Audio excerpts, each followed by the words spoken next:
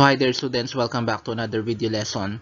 So after nating i-discuss yung types of variations during the first 2 weeks of our video lessons for grade 9 mathematics quarter 2. So for this week, week 3, so bago tayo magtungo dun sa next topic natin after variations, which is radical expressions. So let's first review or recall the laws of exponent. So, gagamitin nyo po kasi yung mga laws of exponent sa pag-simplify ng mga radical expressions. And then, kailangan nyo rin po yung laws of exponent na to dahil related po yung laws of radicals dito. So, kumbaga, dinerive yung laws of radicals sa laws of exponent. So, let's start. So for our lesson objectives, first, we will be illustrating a raised to n, where n is an integer. And then we will define and illustrate the laws of exponent. So let's have bases and exponents. So in a raised to n, a is the base and n is the exponent. So yung base, yun yung mismong number. And then n is the exponent, yung number na isinusulat sa itaas after the given number, given constant, or given variable. So what is a base and an exponent? Base is the number or variable that is repeatedly being multiplied in expanded form. So, yun po yung base, yung A, sabi ko nga kanina. And then, pag sinabi naman nating exponent, exponent corresponds to the number of times the base is used as a factor. Okay. So, nakadepende yung magiging sagot dun sa exponent. So, kung siya kasi yung nagdidikta kung ilang beses natin i-multiply yung base sa kanyang sarili. For example, in 2 raised to the 5th power, 2 is the base and 5 is the exponent. It means, yung base na 2, imumultiply natin ng 5 times sa sarili niya. So that is 2 times 2 times 2 times 2 times 2. So again, nakadepende po dun sa exponent na given. So for you to be able to understand exponent tsaka yung base, so let's have examples. So let's simplify.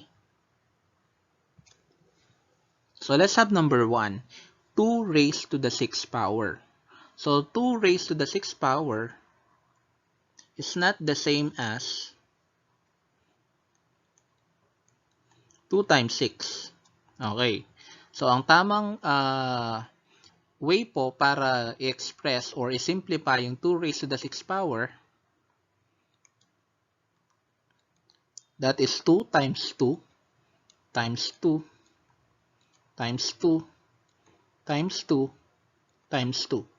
So sa algebra po, so yung dot sign, parang bullet, nag-i-indicate po siya as multiplication operation. So hindi kasi natin pwedeng gamitin dito yung x is because mumukha siyang variable. So yung mga letters po kasi in algebra, tawag po sa kanila is variable. So ang gagawin lang natin dito is just to multiply 2 6 times. So 2 times 2, that is 4, times 2, 8, times 2, 16, times 2, 32, and then times 2. So that is 64. So ibig sabihin, 2 to the 6th power is equal to 64. Next, negative 3 raised to the 4th power. So, ano nga ba ang process dito kapag negative? So, kung mapapansin nyo, yung number 2 tsaka number 3, parehong may negative. Kaya lang, yung number 2, hindi po naka-enclose sa parenthesis. Yung number 3 naman, naka-enclose sa parenthesis yung negative sign. Okay. So, ang mangyayari po dito, i-perform or express natin yung 3 raised to the 4th power, and then, sa final answer, kailangan po natin i-attach yung negative. So, again, hindi po siya equal sa -3 times 4. Bagkos, 3 raised to the 4th power is equal to 6 times 3 times 2 times 2 times 2 times 2. So that is 64. Ganito siya. 3 times 3 times 3 times 3. Okay. Equals. So, i-attach natin yung negative. And then, 3 times 3, 9 times 3, 27. And another 3, 81. So, it means negative 3 raised to the 4th power, that is negative 81. So, tingnan natin yung difference niya with number 3. So, nagkakaroon kasi ng confusions dito. So, let's have number 3. The quantity of negative 6 raised to 3, or the quantity of negative 6 cube. So, hindi po siya equal sa negative 6 times 3. Bagkos, ganito po siya. Negative 6 times negative 6 times negative 6. Ayan. So, negative 6 times negative 6, that is positive 36. And multiplying it by negative 6 again, so it will become negative 216. Ayan. So, let's now move on to laws of exponents. So, ito yung mga laws of exponents. Iisa-isahin po natin yan. So, let's start with product of a power, and then quotient of a power, power of a power, power of a product, negative exponent, and zero exponent. So, those laws will be discussed individually with proper examples using givens. So, it's either variables, constants, o kaya naman combination ng variables and constants. So, let's start. So, the first law of exponent is product of a power. So, just to recall, yung product, ito po yung result sa multiplication. When two numbers are being multiplied, the result is what we call product. So, what is this law? So, product of a power says that expressions multiplied with same bases add the exponents. So, ibig sabihin po, yung mga expression na pinagmumultiply na pareho yung bases, i-add lang po yung exponents and then simplify. So, in symbols or in notations, so that is a raised to m times a raised to n is equal to a raised to the sum of m and 9. So, ayan. So, same bases, pareho pong a. So, i-add lang po natin yung exponent. So, yung exponents po natin dito, m tsaka n. So, let's have examples. Ayan. So, let's have number 1. 2 cubed, or 2 to the 3rd power, or raised to the 3rd power, times 2 raised to the 5th power. So, as you can see, pareho po ng base, which is 2. So, ang gagawin lang po natin,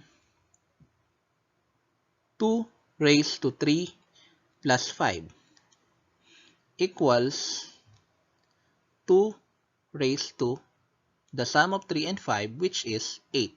So, yung 2 raised to the 8th power is the same as 2 times 2 times 2 times 2 times 2 times 2 times 2 times 2. So, ibig sabihin, isusulat natin yung 2 raised to the 8th power ng ganyan form. Equals, so, what is 2 raised to the 8th power? So, isa-isahin natin. 2 times 2, 4, times 2, 8, times 2, 16, times 2, 32, times 2, 64, times 2, 128, and times 2 again, that is 256. Ayan. So, this will be our final answer. So, if your final answer is 2 raised to 8, that is incorrect. So, mali po ito. Ang proper answer natin or correct answer natin is 256. Kailangan po i-simplify. Next, 3 squared times 3 cubed. So, that is equal to 3 raised to the sum of 2 and 3. That is 3 raised to the 5th power. That is equal to 3 times 3 times 3 times 3 times 3. So, yung product ng 3 to the 5th power na yan is 3 times 3, 9, times 3, 27, times 3, 81, and another 3, 243. So again, if your answer is 3 to the 5th power, yung exponential form niya, that is incorrect. The correct answer is 243. Simplified po dapat. Next, x raised to the 7th power times x raised to the 4th power, that is equal to x raised to 7 plus 4. And that is x raised to 11. So, yan na po yung final answer niya. So, since variable naman yan, wala namang value yung x na yan, kundi x lang talaga. So, this will be our final answer. So, let's have the next law, which is quotient of a power. So, quotient, this is the result when two numbers are being divided. So, quotient of a power, expressions divided with same bases, subtract the exponents. So, kung sa product of powers, we add the exponents of same bases. So, dito naman, sinusubtract natin exponents with same bases. So, that is a raised to m all over a raised to n equals a raised to m minus n. So, for you to be able to understand, let's have the next given examples. For number 1, 5 raised to 9 all over 5 raised to 6. So, subtract natin yung exponents. That is 5 raised to 9 minus 6. And 5 raised to 9 minus 6, or 9 minus 6, that is 5 raised to 3. So, 5 raised to 3, hindi po yan yung final answer. We have to simplify. So, our final answer will be 5 times 5 times 5, 125. Next, y raised to the 8th power over y squared, that is y raised to 8 minus 2. And that is 8 minus 2, 6. So, our final answer will be y raised to the 6th power. So, kung sa first example natin, kailangan nating isimplify yung 5 raised to the 3rd power. So, sa second example naman, no need. It's because variables po kasi sila. And then, yung numerical coefficient naman is 1. Next, let's have power of a power. So, power of a power, so expressions raised to a number is raised by another number. Multiply the exponents. So, ito yon. So, kung yung expressions naka-raise sa another exponent, so, ang gagawin lang po natin dito is i-multiply natin yung exponents. So, yung dalawang exponents, m tsaka n. So, let's have examples. Ayan. So, for the first example, the quantity of 2 raised to the 5th power squared. So, ang gagawin lang po natin, i-multiply natin yung exponents. So, sulat lang natin 2 raised to, so 5 times 2. And that is 10, di ba? So, 2 raised to 10 is not the final answer. So, we have to multiply 2 10 times. So, 2 raised to the 10th power, that is equivalent to 1024. This will be our final answer. Next, negative 4, the quantity of negative 4 squared cube. So, this is equal to negative 4 raised to 2 times 3. Ayan. So, 2 times 3, that is 6. So, magiging ganito siya. The quantity of negative 4 raised to 6. So, ibig sabihin, kailangan natin multiply yung negative 4 6 times sa sarili niya. So, negative 4 raised to the 6th power, that is equal to 4096. So, baka magtaka kayo kung bakit yung sign is positive. It's because even number po kasi yung exponent. Okay. Next, the quantity of a cubed raised to the 7th power, that is equivalent to a raised to 3 times 7. 3 times 7 is 21. So our final answer will be a raised to 21. So let's have power of a product. Power of a product's expressions raised by a number, multiply the exponents, and multiply the expressions. So ayan po. The quantity of AB raised to M is equal to A raised to M, B raised to M. Okay. So para mas maintindihan nyo, let's have example. So number 1, the quantity of 3 squared, A to the 5th power squared. So ayan. Is equal to 3 squared times 2. Ayan. So 2 times 2 dun sa exponents. And then, A raised to the 5th power times 2. So 2 times 2, that is 4. So 3 raised to the 4th power. And then A. So 5 times 2, that is 10. Equals. So kailangan nating isimplify yung 3 raised to the 4th power. So it's because constant po kasi yun. Hindi katulad ng variable A, yung mga variables, literal coefficients, no need to simplify. Yan na po kasing sagot. As long as positive yung exponents. So 3 raised to the 4th power, that is equal to 81A raised to the 10th power. So this will be our final answer. Next, for number 2, so negative 2 raised to 3. And then M raised to 5 times 3. Then N squared, to 2 times 3. Ayan. So, negative 2 raised to the 3rd power. So, negative 2 times negative 2, positive 4. Times negative 2, negative 8. And then, M raised to 5 times 3, 15. Then, N raised to 2 times 3. So, 2 times 3, that is 6. So, our final answer will be negative 8M raised to the 15th power. N raised to the 6th power. So, ayan lang po yung power of a product.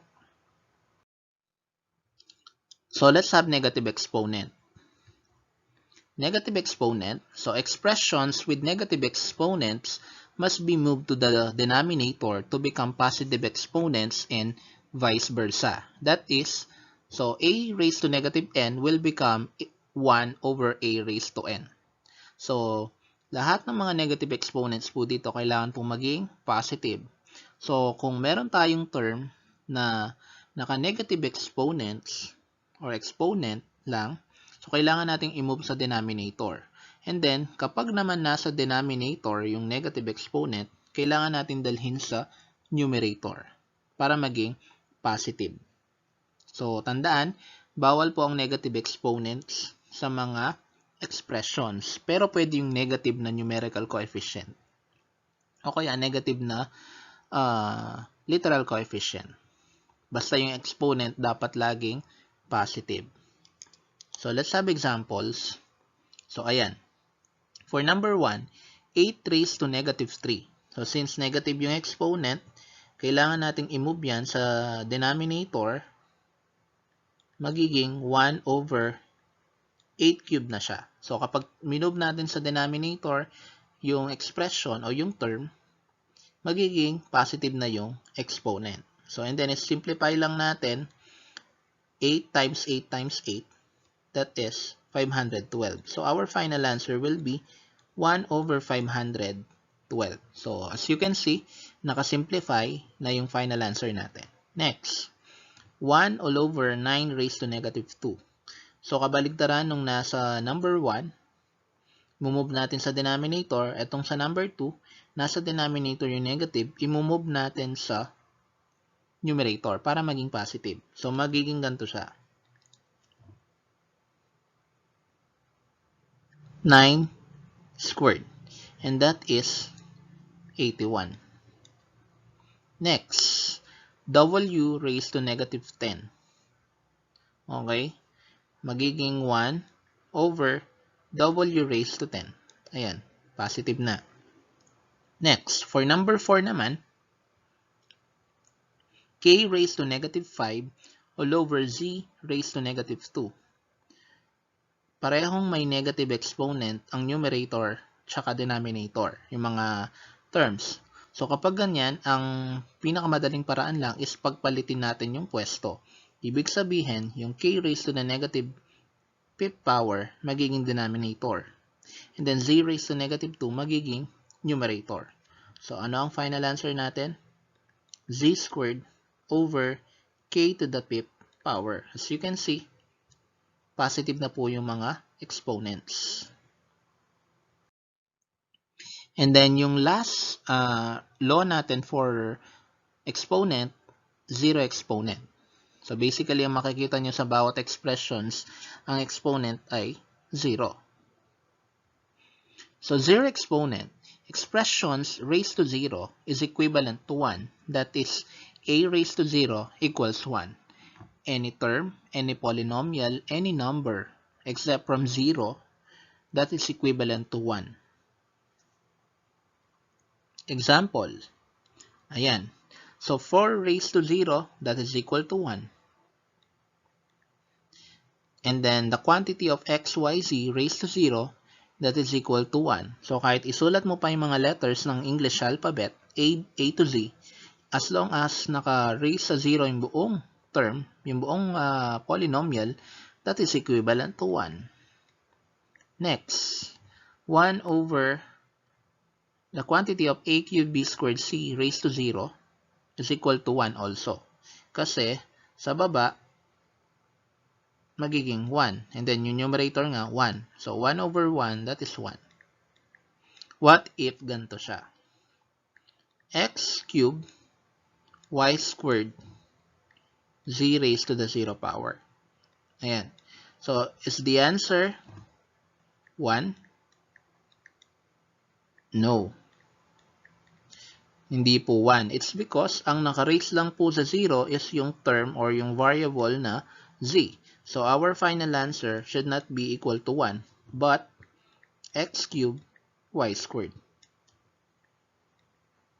Kasi po, again, yung variable z lang ang naka-raise sa 0, hindi yung buong polynomial. Kung sanang ganito siya ang pagkasulat.